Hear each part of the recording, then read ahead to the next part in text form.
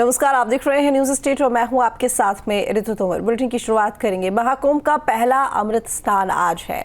ढोल नगाड़े के साथ साधु संतों का स्नान। सबसे पहले महानिर्वाणी अखाड़े का अमृत स्नान, साथ ही अटल अखाड़ा भी अमृत स्नान करेगा। बाद में निरंजनी और आनंद अखाड़ा अमृत स्नान करेगा। तीसरे क्रम पर जूना अखाड़ा स्नान करेगा। स्नान के लिए हर अखाड़े को 30 से 40 मिनट तक का वक्त दिया जाता है। संगम तट पर आस्था का सैलाब उमड़ा हुआ है। मकर संक्रांति के पर्व पर लोग डुबकी लगा रहे हैं। महाकुंभ में सुरक्षा के पुख्ता इंतजाम किए हुए हैं। तो बता दें कि आज शाही स्नान, अमृत स्नान, जिसकी शुरुआत आज से हो रही है।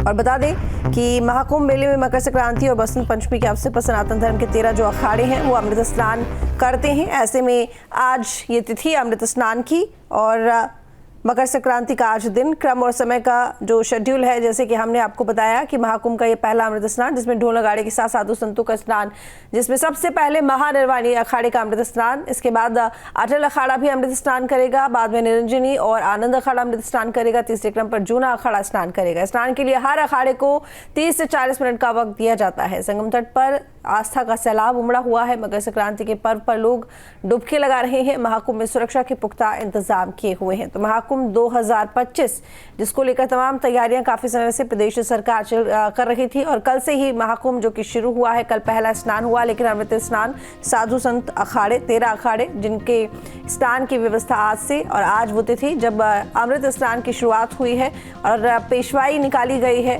जो शाही सवारी होती है वो निकलती है। ढोल नगाड़ों के साथ में तमाम अखाड़े जो हैं वो स्नान के लिए जाते हैं। जैसे कि अभी थोड़ी देर पहले हमने आपको जानकारी दी कि हर एक अखाड़े को 30 से 40 मिनट का वक्त मिलता है स्नान करने के लिए। 13 ये अखाड़े हैं। एक एक करके क्रमवार तरीके से अमृत स्नान करने के लिए ये सभी पहुंचते हैं। मानवेंद्र हमारे साथ में जुड़े हुए हैं लाइव ज्यादा जानकारी के साथ में। मानवेंद्र, आखिरकार वो तिथि आज जब अमृत स्नान शुरू हो चुका है, तमाम अखाड़े जो हैं वो ढोल नगाड़ों के साथ में उनकी जो शाही सवारी है वो निकल पड़ी है अमृत स्नान के लिए। शुरुआत कितने बजे से हुई? फिलहाल क्या कुछ देखने को मिल रहा है?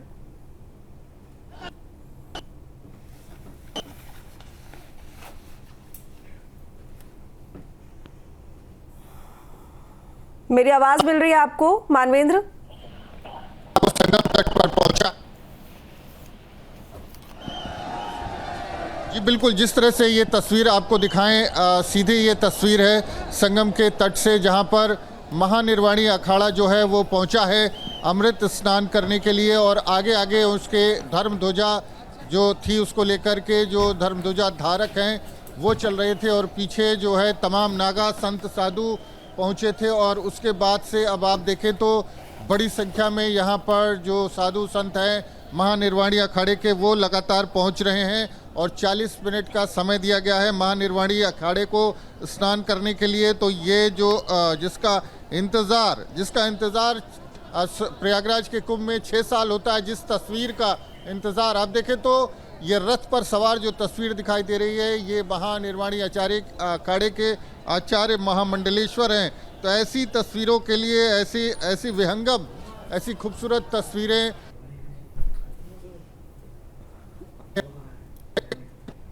आपकी आवाज हमारे पास ठीक तरीके से नहीं पहुंच पा रही है, शायद टेक्निकल इश्यू यहां पर है। दोबारा से आपके पास में पहुंचेंगे हम मानवेंद्र। लेकिन आपको बता दें कि प्रयागराज कुंभ की जो भव्य शुरुआत है वो हो चुकी है और कल पौष पूर्णिमा के साथ में स्नान हुआ और सकुशल उसका समापन हुआ। उसके बाद आप सभी को जिसकी प्रतीक्षा थी वो थी महाकुंभ में शाही स्नान की, यानी कि अमृत स्नान की, महास्नान की, जिसकी शुरुआत आज से हो चुकी है।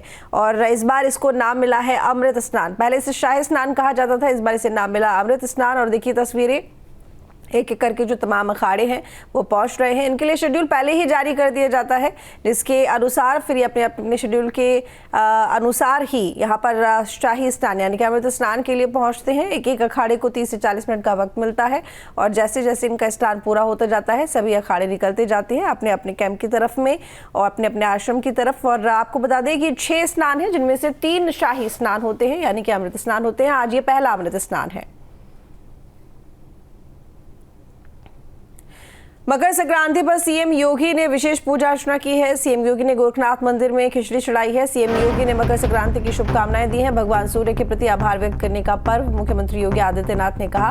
तो बता दें कि क्योंकि आज मकर संक्रांति है तो ऐसे में तमाम तरह के आध्यात्मिक जो आयोजन है वो भी देखने को मिल रही है। ऐसे में मुख्यमंत्री योगी आदित्यनाथ जिन्होंने मकर संक्रांति को लेकर विशेष पूजा अर्चना की है, सीएम योगी ने गोरखनाथ मंदिर में खिचड़ी भी चढ़ाई है।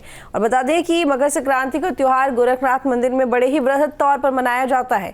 ऐसे में गोरखनाथ मंदिर में मुख्यमंत्री योगी आदित्यनाथ मौजूद, जिन्होंने पूजा अर्चना की है। सीएम योगी ने मकर संक्रांति की शुभकामनाएं प्रदेशवासियों को दी। भगवान सूर्य के प्रति आभार व्यक्त करने का ये पर्व है, मुख्यमंत्री योगी आदित्यनाथ ने कहा। उन्होंने कहा कि ये पर्व है भगवान सूर्य के प्रति आभार व्यक्त करने का, जिस तरीके से उनकी रोशनी में और उनके तेज में ये जो जीवन है ये पूरी तरह से उन पर आधारित है।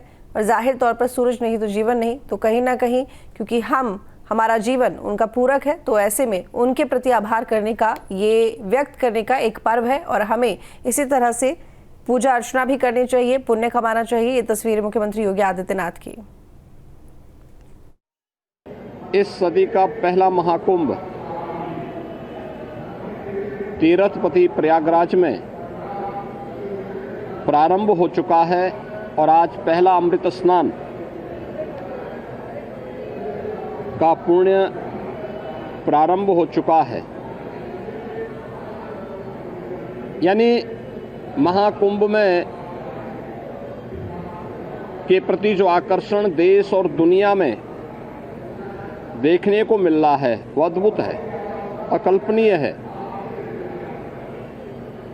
कल ही आपने देखा होगा प्रयागराज में लगभग 1.25 करोड़ श्रद्धालुजनों ने मां गंगा, यमुना और सरस्वती के पावन त्रिवेणी के संगम पे डुबकी लगा करके पुण्य के भागीदार बने।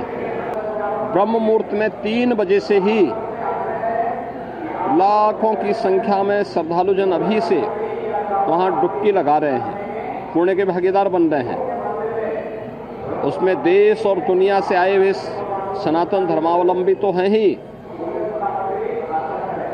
साथ साथ सनातन धर्म के प्रति आकर्षित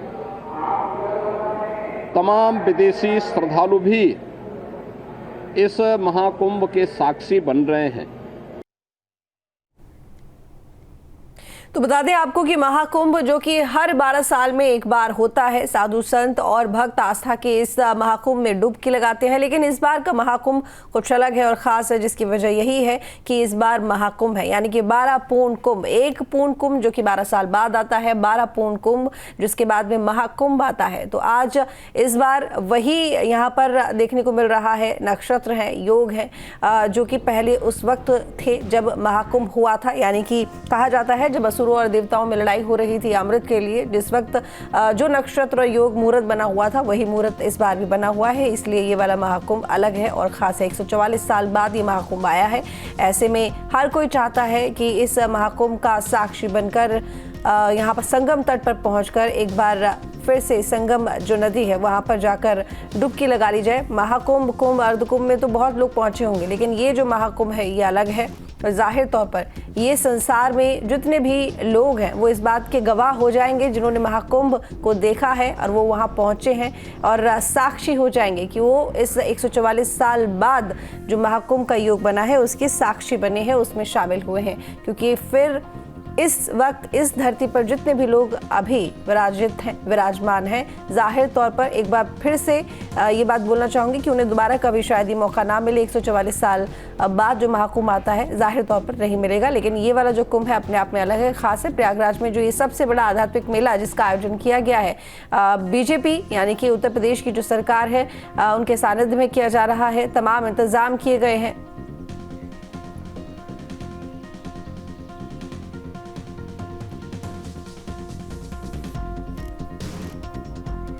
जेबी सिंह हमारे साथ में जुड़े हुए हैं गोरखपुर से लाइव, ज्यादा जानकारी के साथ में।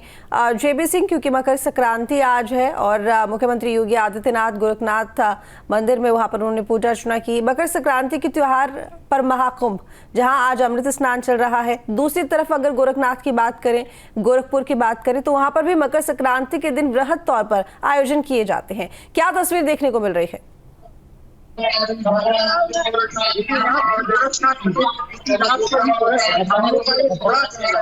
हुआ था और रात से ही ये जो है लाइन लगा करके अपने गुरु गोरखनाथ को आस्था की खिचड़ी चढ़ाने के लिए अपनी प्रतीक्षा का इंतजार कर रहे थे।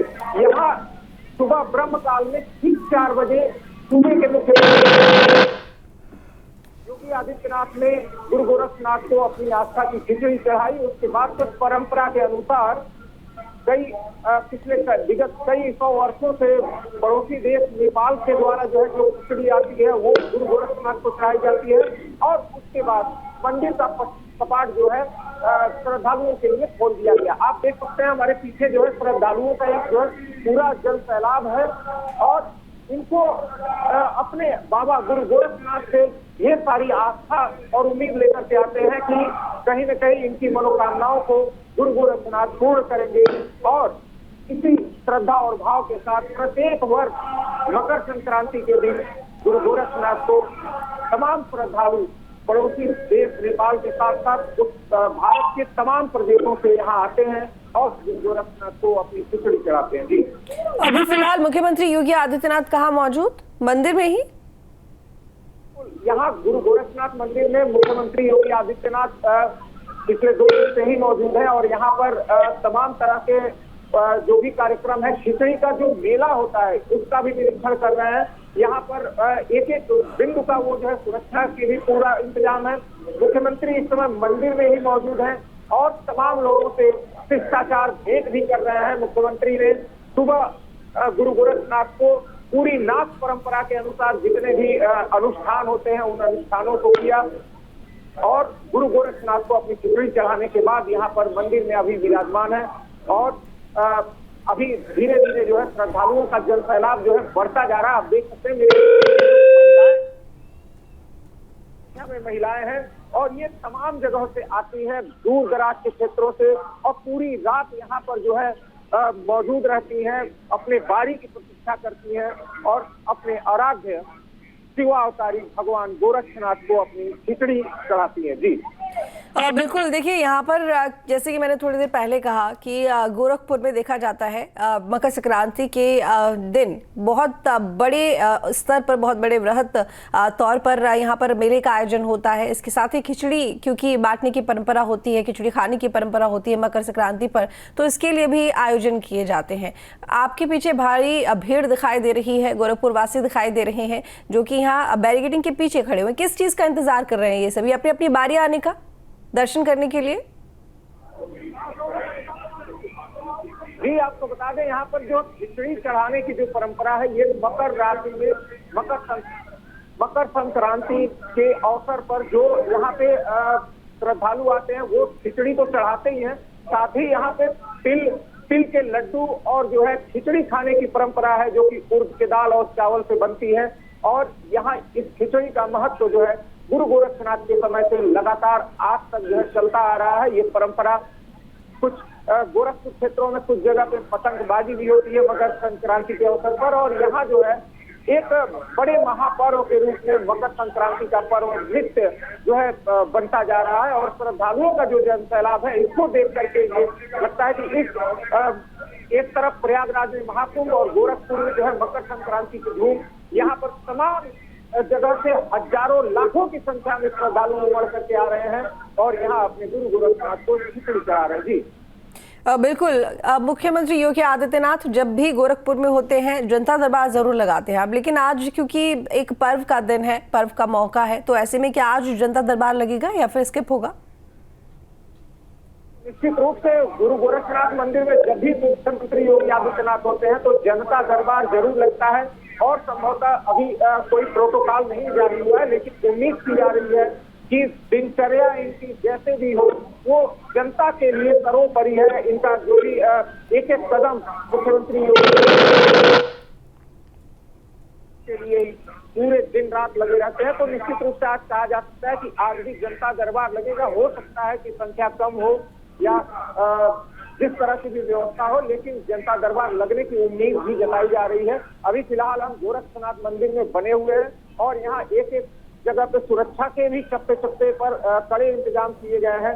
हर तरफ फोर्स तैनात है और श्रद्धालुओं को कोई भी कष्ट न हो, इसके लिए भी तमाम जो है स्वयं सेवी संस्थाएं भी यहाँ लगी हुई हैं। अपना एक एक जो है बिंदु पर सारे श्रद्धालुओं को सुविधाजनक तरीके से अपने आराध्य शिव अवतारी भगवान गोरखनाथ को खिचड़ी चढ़ाने में मदद कर रही है।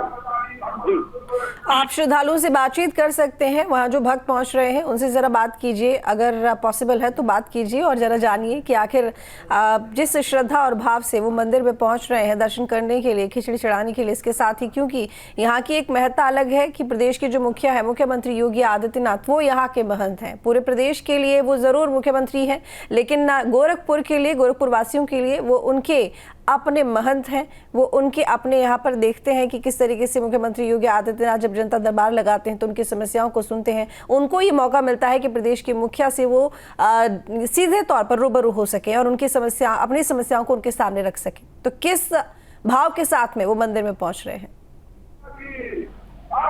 देखिए, निश्चित रूप से यहाँ पर जो श्रद्धालु हैं, श्रद्धालुओं का जो रेला आपको दिख रहा होगा, मैं अपने कैमरा पर्सन से कहूंगा कि थोड़ा सा जो है श्रद्धालुओं का जो हुजूम है आप देख सकते हैं। यहाँ पे महिलाओं की संख्या है, ऊपर जो है यहाँ पीछे तक ढेर सारी मतलब लाखों की संख्या में यहाँ पे महिलाएं भी उपस्थित है, पुरुष भी उपस्थित है। और हम कुछ महिलाओं से जानने की कोशिश करते हैं कि वो कहाँ से आई हुई है। क्या नाम है आपका, कहाँ से आई है? सब आई है यहाँ पे और क्या मान्यता है भगवान गुरु गोरखनाथ को श्रद्धा है और श्रद्धा है भगवान के। कहाँ से आई हैं आप? गाजीपुर जनपद से आई है। क्या नाम क्या है? इसके पहले भी कभी आई थी? क्या मान्यता है खिचड़ी चढ़ाने? ये माता जी आई है। क्या नाम है माता जी? कहाँ से आई है? सिद्धार्थनगर जनपद। तो आसपास के जनपदों से यहाँ पे महिलाएं आई हैं और तमाम ऐसी महिलाएं हैं जो कि दूर दराज क्षेत्रों से आई हैं। तमाम नेपाल के पड़ोसी देश जो नेपाल है, नेपाल से भी तमाम महिलाएं आई हैं और पुरुष भी आए हैं। यहाँ पे एक लंबा जो है जनसैलाब देखने को मिल रहा है। पूरी रात ये जो है खड़े होकर के इंतजार अभी भी कतारबद्ध होकर के गुरु गोरक्षनाथ के मंदिर में देख सकते हैं आप। ये गुरु गोरक्षनाथ का मंदिर है और मंदिर में अपने आराध्य शिव अवतारी भगवान गुरु गोरक्षनाथ को अपने आस्था की खिचड़ी चढ़ाएंगे, अपने बारी बिल्कुल। इसके साथ ही क्योंकि एक बड़ा आयोजन है ये, क्या मुख्यमंत्री योगी आदित्यनाथ पूजा अर्चना तो कर चुके हैं, लेकिन खिचड़ी बांटने की जो परंपरा है, ऐसे में मुख्यमंत्री योगी आदित्यनाथ क्या आगे भी और भी कार्यक्रम है इसी पर्व से संबंधित जिनमें शामिल होंगे? क्या शेड्यूल है? मुख्यमंत्री का जब भी यहाँ गोरक्षनाथ होते तो सबसे पहले जो इनका कार्य होता है वो सुबह उठ करके मंदिर भ्रमण होता है। मंदिर की सारी व्यवस्थाओं की, चाक चौबंद व्यवस्थाओं की, वहाँ के जो मंदिर में गौशाला में जो उनकी प्रिय गाय हैं उनसे मिलते हैं। मंदिर में आए हुए जनजातियों के साथ जो छोटे बच्चे होते हैं, बच्चों के साथ प्यार दुलार करके अक्सर देखे जाते हैं। तो इनकी जो दिनचर्या होती है वो जनता के हितों के साथ ही मंदिर में रहने वाले जो गौवंश है या जो भी चलिए ठीक है, बहुत शुक्रिया आपका तमाम जानकारी के लिए जेबी सिंह। तस्वीरें हम आपको दिखा रहे हैं संगम की रेती के पास हो रहे भव्य आयोजन की, आध्यात्मिक मेले की। प्रयागराज में सबसे बड़ा आध्यात्मिक मेला जिसका आयोजन किया जा रहा है, ये भव्य और दिव्य समागम जिसपे जो तमाम शाही सवारियां हैं वो घाटों पर पहुंचना शुरू हो गई हैं। एक एक करके अपनी बारी के इंतजार में सब आगे बढ़ रही है। आपको बता दें लगभग 5 बजे तक, 5-5:15 बजे तक ये जो स्नान है ये चलता है और इसके साथ ही जो 13 अखाड़े हैं वो यहाँ पर स्नान के लिए पहुँचते हैं। आज जो कि शाही स्नान जिसे अमृत स्नान नाम दिया गया है उसकी शुरुआत हो चुकी है और 3 शाही स्नान होते हैं, यानी कि 3 अमृत स्नान होंगे। 6 स्नान होते हैं हालांकि, लेकिन जो 3 स्नान हैं वो यहाँ पर अमृत स्नान होते हैं, जिसमें जो अखाड़े हैं वो भाग लेते हैं, वो नहाने के लिए, स्नान करने के लिए इस पवित्र नदी में डुबकी लगाने के लिए पहुंचते हैं। शेड्यूल जो है पहले ही जारी कर दिया जाता है कि कौन कैसे जाएगा, जैसे जिसकी बारी आएगी। एक साथ 2 अखाड़े जो है उनके जो समय होता है वो सेम होता है, एक साथ 2 अखाड़े करके। एक जैसे अखाड़ा पहुंचा, उसने स्नान किया, तुरंत दूसरा अखाड़ा वहां पर पहुंचता है, वो स्नान करता है और वो निकल जाते हैं। फिर 2 अखाड़े आते हैं, एक अखाड़े को 30 से 40 मिनट का जो वक्त है वो दिया जाता है स्नान करने के लिए। तो प्रयागराज महाकुंभ की भव्य शुरुआत है जो कि कल से हो चुकी है। पौष पूर्णिमा के साथ में स्नान इससे शुरुआत हुई। आज यहाँ पर मकर संक्रांति का ये महा स्नान, और आज जो तमाम अखाड़े हैं वो इस स्नान में भाग लेने के लिए पहुंचे हैं, डुबकी लगाने के लिए पहुंचे हैं, पुण्य कमाने के लिए पहुंचे हैं। बेहद खास माना जाता है प्रयागराज में संगम में डुबकी लगाना, इसीलिए शायद एक कल के ही दिन, हालांकि आपको बता दें कि लगभग उम्मीद थी 45 करोड़ जो लोग हैं वो इस बार महाकुंभ का जो हिस्सा है वो बनेंगे, लेकिन अगर पहले दिन की बात करें तो अकेले 1 करोड़ से ज़्यादा ही लोग यहाँ पर पहले दिन स्नान के लिए पहुँचे हैं। ऐसे में प्रदेश सरकार के सामने भी बड़ी चुनौती थी, क्योंकि इतने बड़े स्तर पर जब लोग किसी एक स्तर पर पहुँचते हैं तो जाहिर तौर पर यहाँ पर चुनौती बहुत ज़्यादा हो जाती है, दबाव बहुत ज़्यादा हो जाता है, क्योंकि व्यवस्थाओं को कैसे मैनेज करना है ये अपने आप में एक बड़ा सवाल होता है। लेकिन फिलहाल जितने भी लोग पहुँच रहे हैं उन सभी का ये कहना है कि व्यवस्थाएँ बहुत अच्छी की गई हैं, किसी तरह की कोई दिक्कत नहीं हो रही है। बता दें आपको कि भोर होते ही जो अखाड़े हैं वो निकल पड़ते हैं स्नान करने के लिए, और यहाँ पर जो श्री पंचायती अखाड़ा है, श्री पंचायती अखाड़ा महानिर्वाणी सबसे पहले अमृत स्नान किया है, और साथ में जो शंभू पंचायती अटल अखाड़ा है वो भी मौजूद रहा। इसके बाद वहाँ पर आपको समय बताएं तो लगभग 6:15 पर जो पहला स्नान है वो हुआ है। जैसे कि अभी मैंने बताया, यहाँ पर महानिर्वाणी सबसे पहले जो अखाड़ा था वो स्नान करने के लिए पहुँचा। इसके बाद श्री शंभू पंचायती अखाड़ा पहुँचा है, और लगभग 6:55 पर वो घाट से वापस शिविर की तरफ रवाना हो जाते हैं, और 8 बजे तक वो अपने अपने शिविर में पहुँच जाते हैं। जो दूसरा स्थान है वो है श्री तपोनिधि पंचायती का, और श्री निरंजनी अखाड़ा और श्री पंचायती अखाड़ा आनंद अमृत स्नान करेगा। वहीं इसका जो शिविर से प्रस्थान का समय है वो 6:05 था। ऐसे में जो घाट पर आगमन का समय है वो 7:05 है। तो अभी ये लोग बढ़ ही रहे हैं, घाट पर 7 बजे तक ये पहुंच जाएंगे। लगभग 6:05 पर अपने अपने शिविर से ये लोग निकले हैं। और बता दें आपको कि श्री तपोनिधि पंचायती, श्री निरंजनी अखाड़ा और श्री पंचायती अखाड़ा आनंद अमृत स्नान करने के लिए पहुँच रहा है। इसके बाद ये लगभग जो अखाड़े हैं 8:45 तक वहाँ से अपने शिविर पर पहुँच जाएंगे। लगभग 7:45 तक ये घाट पर स्नान करके निकल जाएंगे। जो तीसरे स्थान पर अखाड़े हैं वो पहुँचेंगे, सन्यासी अखाड़े अमृत स्नान के लिए पहुँचेंगे, और उसके बाद पंचदशनाम जो जूना अखाड़ा है वो पहुँचेगा। श्री पंचदशनाम आवाहन अखाड़ा और श्री पंचाग्नि अखाड़ा भी शामिल है। इनका शिविर से प्रस्थान लगभग 7 बजे होगा, और घाट पर आगमन का समय 8 बजे बताया जा रहा है।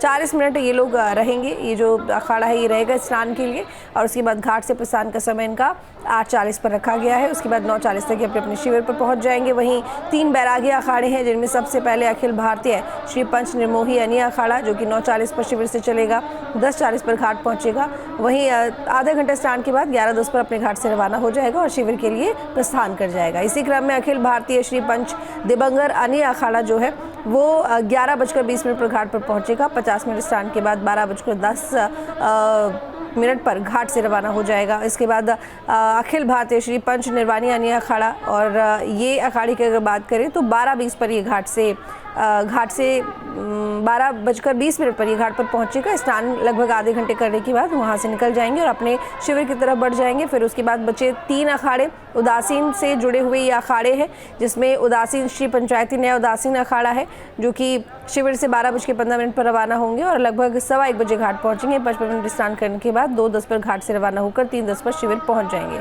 और श्री पंचायती अखाड़ा नया उदासीन निर्वाण की बारी है। उसके बाद जो 1:20 पर शिविर से उठेगा और 2:20 पर घाट पहुंचेगा। 3:20 पर घाट से रवाना होकर 4:20 पर शिविर आ जाएगा। सबसे आखिर में अमृत स्नान जो करेगा वो अखाड़ा होगा श्री पंचायती निर्मल अखाड़ा। ये अखाड़ा 2:40 पर शिविर से चलेगा और 3:40 पर घाट पहुंचेगा। 40 मिनट स्नान करने के बाद 4:20 पर घाट से रवाना होकर 5:20 पर शिविर आ जाएगा। ये व्यवस्था मकर संक्रांति और बसंत पंचमी के अमृत स्नान के लिए जारी हुई है और इसी व्यवस्था के अनुसार जो तमाम अखाड़े हैं 13 के 13 अखाड़े वो स्नान करने के लिए अपने अपने टर्म आने पर यानी कि अपनी अपनी बारी आने पर पहुंचते हैं। बहुत शाही तौर पर और ढोल नगाड़ों के साथ में फूलों से सजे हुए, फूल मालाओं से सजे हुए, लाइटों से सजे हुए इनकी सवारियां जो है ये निकल पड़ती हैं, जिसमें तमाम तरह के संत महंत महामंडलेश्वर मौजूद होते हैं, उनके शिष्य मौजूद होते हैं और अपने अपनी बारी आने पर ये जाकर संगम में डुबकी लगाते हैं। लगभग जो मैंने आपको यहाँ पर समय बताया है यहाँ पर स्नान को लेकर, तो देखिए लगभग 5 बजे तक ये जो स्नान है ऐसे ही चलता रहेगा। जैसे जैसे इनका जो समय आएगा स्नान करने के लिए वैसे वैसे ये जो तमाम अखाड़े हैं अपने शिविर से निकलेंगे। उसके बाद इनकी सवारी होते हुए घाट पर पहुंचेगी, घाट पर स्नान करेंगे। हर एक अखाड़े को कुछ वक्त दिया जाता है, 30 से 40 मिनट का, किसी को 55 मिनट का, किसी को आधे घंटे का, मतलब मिनिमम जो टाइम है वो 30 मिनट का होता ही है। और अपने अपने अखाड़े में जैसे कि लोग होते हैं, जितनी संख्या होती है उसके अनुसार इनको टाइम मिलता है नहाने के लिए, स्नान करने के लिए। तमाम काम करके ये वहाँ से घाटों पर से निकल पड़ते हैं अपने शिविर के लिए। तो लगभग 5 बजे तक ये स्नान की जो व्यवस्था है इसी तरह से चलती रहेगी। और वहीं आपको ये भी बता दें कि ये दूसरा दिन है महाकुंभ का, जिसमें पौष पूर्णिमा के महास्नान के बाद आज यहाँ पर मकर संक्रांति का जो महास्नान है उसकी शुरुआत हो चुकी है। ये पहला अमृत स्नान है, जिसे पहले शाही स्नान कहा जाता था, लेकिन क्योंकि ये माना गया कि जो शाही शब्द है वो कहीं ना कहीं मुगल काल से जुड़ा हुआ है, उर्दू शब्द है, तो ऐसे में उसका इस्तेमाल नहीं करना चाहिए। सनातन धर्म से जुड़े हुए जो धार्मिक कार्य हैं, तो अब इसका नाम अमृत स्नान दे दिया गया है और अब इसे अमृत स्नान कहा जाता है। तो अमृत स्नान की शुरुआत आज से हो चुकी है। तमाम अखाड़े जो कि स्नान करने के लिए पहुँच रहे हैं और पहले दिन जो अनुमान था वो 1 करोड़ श्रद्धालुओं का ही था कि वे 1 करोड़ जो श्रद्धालु है वो पहुँचेंगे डुबकी लगाने के लिए, लेकिन ये देखा गया कि 1 करोड़ से ज़्यादा श्रद्धालु डुबकी लगाने के लिए पहुंचे संगम नदी में। और साथ ही ये जानकारी मुख्यमंत्री योगी आदित्यनाथ ने अपने ट्वीट में दी है कि लगभग 1.5 करोड़ लोगों ने त्रिवेणी में स्नान करके पुण्य लाभ अर्जित किया है। तो बड़ी संख्या में जो लोग हैं वो संगम पहुंच रहे हैं। I feel that it's very peaceful. I feel even with a lot of people, you know, every people is pulsing, you know, the Kumbh Mela. We can really feel the Kumbh Mela inside the bodies, you know. I just arrived yesterday, so I cannot say so much because still I didn't went for bathing. But for the moment, I'm really happy to be there, and I feel really good energy here. Yeah.